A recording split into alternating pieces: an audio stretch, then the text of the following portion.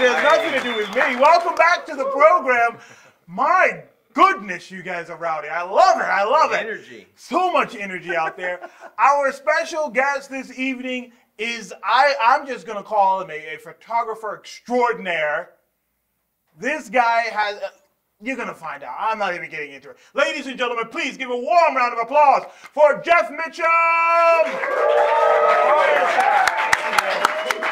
Thank you for being here. Good. Welcome to the program. Thanks for being here. I brought you a very special gift. Oh my! You are honored to have one of the largest cans of grizzly bear pepper spray in the world, and it works on people very effectively also. So I just thought you would enjoy having this. I signed it for you too. Oh, thank you! Wow, look at that. It's a collector's edition. It is. You know, it's funny. It's funny when you said you know it's a bear repellent. I thought to myself, he must not know I'm black, because we don't go to places where there are bears. But thank you for this. Thank you. We carry him in the car. We carry him in the pack. I have my kids. My kids are trained in using it. Really? Well, what's good is that I'm trying to deal with the big grizzly, and if he gets on me, he knocks and dislodges the can out of my hand, and my kids are there, and if they don't know how to use it, watching Dad get eaten is not so they know, hit the bear and me same time. Don't worry about getting any bear spray on me. Wow. It makes you less tasty, I'm sure. Yeah. Bear.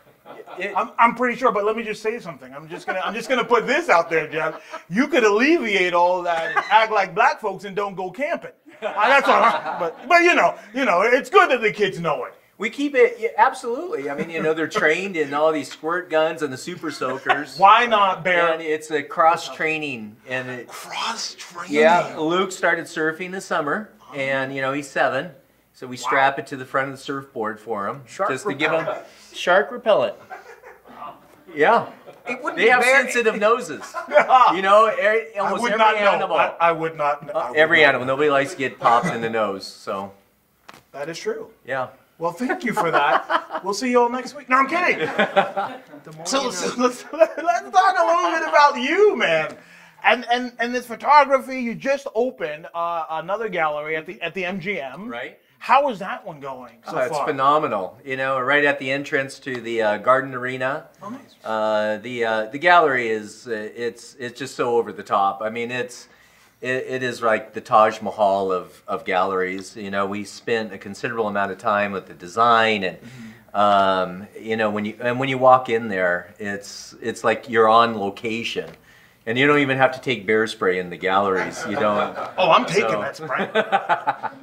Knowing you'll have a bear in there. Like, oh, Will Edwards coming. Get the bear. I have the bear that charged me in Alaska and her 2 cubs.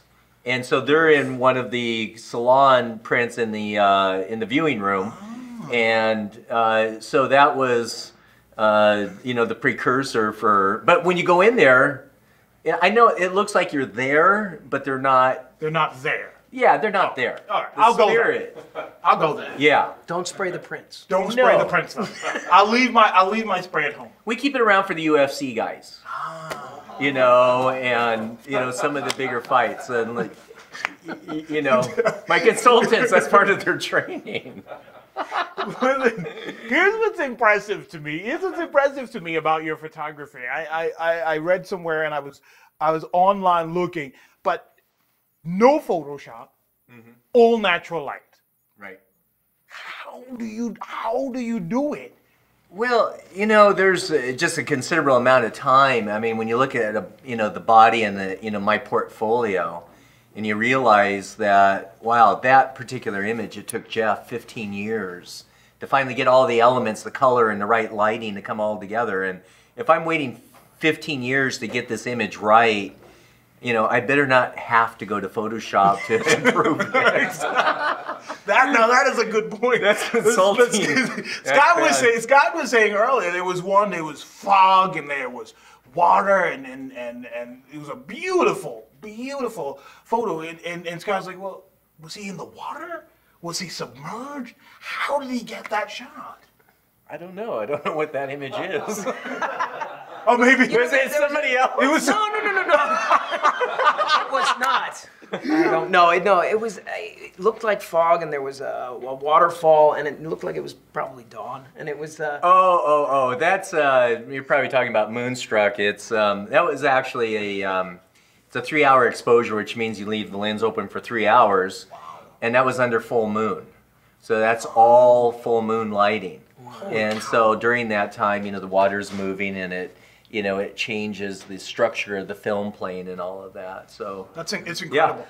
Yeah, that's great. I got poison oak on that one too. You can't see at night, and you turn on your headlamps and then laying in the poison oak. Yeah, not good. It's like 2 weeks. And there's no repellent for that. There is none. It's steroids. That's it. You go in, you get the shot, just take the shot. You don't Yikes. even mess around with it. Calamine. Yeah. Oh no. Don't do it. Obviously you don't do it. Obviously you don't do it. Yeah. But look, what inspires you? The great love, the respect that I have for our natural environment. And the fact that as an artist, all of these images, they exist in my mind before I actually even capture them. And so it's not like I go out and it's like accidental. I find something. It's something that's already in my mind.